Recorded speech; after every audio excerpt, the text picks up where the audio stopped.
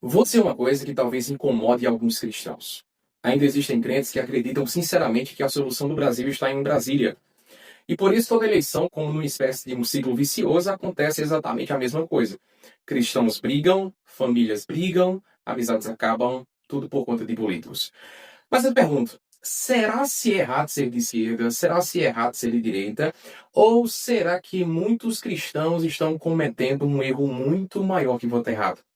Fica comigo até o final deste vídeo e descubra se você está pensando política segundo a Bíblia ou política segundo a bolha. Eu sou o pastor Tiago Lopes e este é o canal Teologia Faz Diferença. Por que a política mexe tanto com o coração das pessoas? Porque as pessoas estão dispostas a perderem amizades que simplesmente não dar de volta. Se eu fosse você, eu anotava essa resposta porque já vai te colocar na frente de 70% dos cristãos. A política é sinônimo de poder. E o político pode saciar os interesses pessoais do eleitor. Pensa naquela mulher não concursada que precisa manter um contrato no Estado. Deixa aqui nos comentários a tua opinião. Você acha que ela vai preferir olhar para o partido ou para os seus interesses pessoais? Pensa naquele homem que há tantos anos está lutando para conseguir um emprego, uma escola, um posto. Pensa naquela família que precisa de uma vaga no hospital para um filho ou para uma mãe. Aí você acha que eles vão preferir olhar para o partido ou para as suas necessidades? É lógico que muitas vezes a pessoa em necessidade não vai olhar o partido ou a moralidade daquele político. Vai olhar apenas que aquele político está resolvendo um problema para ela. É assim ou não é? E num caso como esse, sem generalizar, devemos ter muito cuidado para não estarmos fazendo juízo de valor contra o necessitado e cairmos no erro dos fariseus de coarmos o mosquito e engolirmos o camelo. Então, somente por falta de um olhar misericordioso para eles. Só para nós aqui. Sabe uma coisa que políticos sabem fazer mais do que qualquer outra coisa? É se aproveitar da vulnerabilidade das pessoas. Por outro lado, sabe uma coisa que o ser humano ama fazer? É procurar alguém que resolva os seus problemas. É a tampa e a panela. É mais ou menos assim. O golpista aplica o golpe no outro golpista e leva um golpe do golpista que levou o golpe. Que loucura, né? Mas é por aí. Pensa no povo de Israel comigo agora. Israel rejeitou o governo de Deus e pediu um rei terreno que pudesse conduzir a nação. O povo olhou para Saul e pensou, agora vai. Né? Saul era alto, forte, tinha a aparência de rei. Saul parecia exatamente o líder que a nação precisava. Mas não demorou muito para que Saul se rebelasse contra Deus e colocasse a nação no mesmo caminho. E é exatamente aqui que muitos cristãos erram em todas as eleições. Eles trocam o governo de Cristo e colocam a esperança em um presidente, um senador, um governante ou um deputado. Aí ficam gritando, né? Ah, porque esse fulano não concorrer, ele é a nossa única esperança e não é por ele. E deixa eu te lembrar de uma coisa muito importante. Se fosse você, eu anotaria para não esquecer. Vai que de repente você é chamado para falar sobre política na igreja ou em qualquer outro lugar e esse conteúdo vai te ajudar muito. Quando Deus criou o homem, estabeleceu uma ordem para toda a criação. Mas aí o pecado, lá em Gênesis 3, né, entrou no mundo. E quando o pecado entrou, ele não destruiu apenas indivíduos, destruiu famílias inteiras, destruiu instituições inteiras, destruiu governos inteiros, destruiu sociedades inteiras. Diante disso, nós devemos enxergar a política a partir do fundamento que não existe governo perfeito. Não existe partido perfeito. Não existe candidato perfeito. Porque todos pecaram. Assim sendo, se alguém te pedisse, meu irmão, minha irmã, me dá algumas dicas aí sobre política à luz da Bíblia, porque eu estou meio perdido. O conteúdo a seguir é a bala de prata que você precisava para não repetir os erros de boa parte dos cristãos e para orientar qualquer pessoa que te pedir ajuda. Qual é a primeira dica? Por incrível que pareça, ainda há muitos cristãos que olham para a política como algo que os crentes não devem se envolver. É verdade que Cristo é a nossa esperança.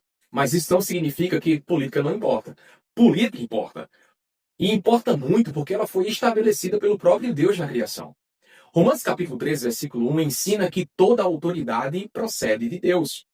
E Provérbios capítulo 8, versículo 14 afirma que reis e governantes exercem autoridade por intermédio de Deus. Isso significa que o Estado não surgiu por acidente ou que os políticos surgiram por conta própria. Não. Tudo o que compõe o Estado faz parte da providência de Deus para o bem social.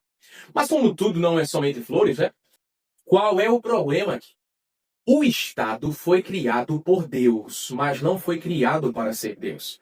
As pessoas precisam entender que, apesar do Estado assistenciar pessoas com saneamento básico, segurança pública, educação, ele não foi criado para salvar pessoas. O Estado foi criado para promover justiça, restringir o mal e preservar a ordem. Eu sei que talvez você esteja pensando agora, né, em que mundo esse pastor está, porque parece que o Estado não está cumprindo bem o seu papel. Por isso é importante você saber que quando o Estado abandona a função estabelecida por Deus, surgem esses abusos que nós enxergamos. Por outro lado, quando cidadãos, quando eu ou você esquece da função do Estado, surgem as idolatrias políticas que polarizam tanto a nossa nação. Mas vamos encerrar essa dica aprendendo o seguinte. Se o Estado foi estabelecido por Deus, os cristãos vocacionados à política devem se envolver com o Estado. Porque o propósito de Deus é que o caráter de Cristo seja espalhado em todas as esferas da sociedade, inclusive na política.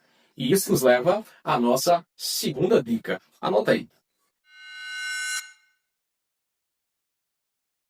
Você concorda comigo que um dos maiores erros dos nossos dias é transformar o político em ungido? O que você acha? Você tem se escandalizado com o que tem assistido na internet? Deixa a tua opinião aqui nos comentários. E antes de continuar, se você ainda não é inscrito neste canal, faça-me um favor. Se você chegou até aqui, inscreva-se e fortaleça esse canal. Muitos cristãos dizem que não adoram políticos. Mas na prática, não é bem isso que enxergamos. Seja honesto, você já viu crentes defenderem políticos com mais paixão do que defender o evangelho? Porque eu já. A gente chama Joãozinho ali para evangelizar, aí Joãozinho diz assim, não vou não, porque eu não sei falar, né? Eu sou tímido. Mas para proclamar o nome do político, ninguém segura Joãozinho. Ele sabe os bastidores, sabe os detalhes, os locais que o político vai passar. E tem mais. Joãozinho consegue perdoar todos os pecados do seu candidato, mas está intrigado do pai, da mãe, dos vizinhos. E a gente fica se perguntando, né? Por que, Joãozinho? Porque a esperança de Joãozinho não é Cristo. A esperança de Joãozinho é um político. Mas o que a Bíblia fala sobre colocar a esperança em homens? Abra aí a tua Bíblia no Salmo 146. Há um versículo que diz, né? Não confieis em príncipes, nem nos filhos dos homens, em quem não há salvação. Vamos entender o que esse texto está dizendo. Não é que governantes não tenham importância. Eles têm. Deus não iria instituir autoridades se não fossem importantes. Porém, as autoridades não podem carregar o peso da sua esperança. Porque cedo ou tarde, nós vamos nos decepcionar com os nossos políticos. O seu candidato vai errar, o meu partido vai errar, o seu governante vai errar, porque todos pecaram. Por isso a pergunta que devemos fazer não é quem é o político perfeito para que eu possa dar o meu voto? Não, essa não é a pergunta certa, porque não existem políticos perfeitos. A pergunta correta é quem está mais comprometido com aquilo que promove justiça e ordem na sociedade, assim como Deus estabeleceu. E isso nos leva à nossa terceira dica. Anota aí.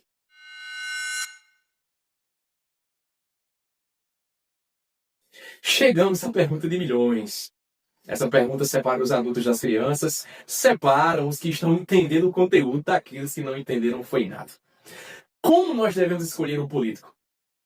Primeiro, não escolha baseado apenas em simpatia. Eu sei que simpatizar é algo importante. E simpatizar com alguém comove mais que os próprios fatos. É possível que a gente ignore todos os erros de alguém, não somente porque a gente gosta tanto dela. Mas gosto não deve ser um critério para eleger um político. Segundo, não escolha baseado apenas em carisma. Alguém pode ter muito carisma e ao mesmo tempo pouco caráter. O que mais tem no Brasil são políticos carismáticos. Não. Que, se possível, roubariam era tudo que estivessem ao seu alcance. Terceiro, não escolha baseado apenas em promessas. Porque se eu ganhar, eu vou fazer isso, eu vou fazer aquilo, e a gente já sabe qual é o final da história. Se você é discípulo de Jesus e ama a palavra de Deus, as suas perguntas devem ser. Primeira pergunta. Essa proposta fortalece ou enfraquece a família? Deus instituiu a família. E ele valoriza a família. Se a família instituída por Deus for prejudicada, já tira os olhos desse político e desse partido. Segunda pergunta. Essas propostas promovem ou combatem princípios bíblicos fundamentais? Por exemplo, Deus é o único que dá vida e que pode ter a vida. Ninguém mais recebeu essa autoridade. Se o partido ou o político é pró-aborto, então apoiá-lo é se tornar amigo do mundo e inimigo de Deus. Terceira pergunta: essa proposta aumenta a liberdade ou aumenta o controle indevido do Estado? Certamente Jesus disse: dai a César o que é de César e a Deus o que é de Deus.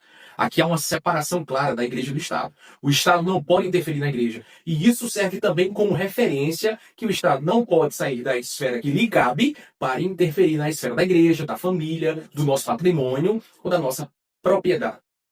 Propriedade privada. Quarta, essa proposta contribui para a justiça ou para a desordem?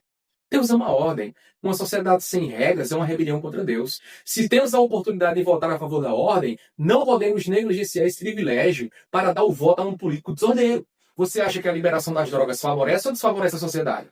Deixa aqui nos comentários. Diante dessas perguntas, reforço que nenhum candidato ou nenhum partido será perfeito.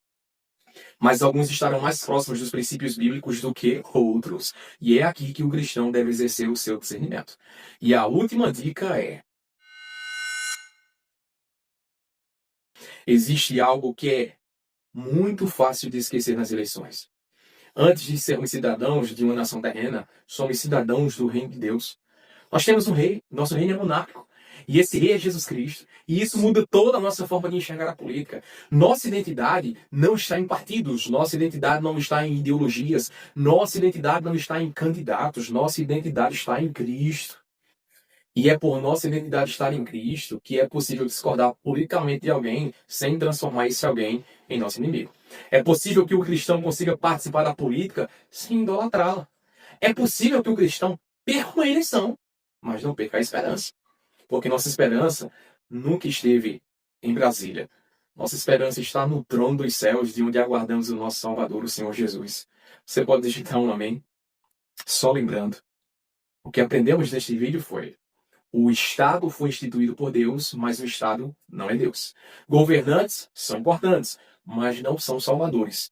A política é relevante, mas não é a nossa esperança. Nós pertencemos a um reino maior. E esse reino não será abalado por nenhuma eleição. Então vote, participe e influencie. Seja sal da terra e luz do mundo, mas jamais entregue a um político aquilo que pertence somente a Cristo. Obrigado por ficar comigo até o final deste vídeo. Não se esqueça de se inscrever neste canal. Que Deus te abençoe e até o próximo vídeo.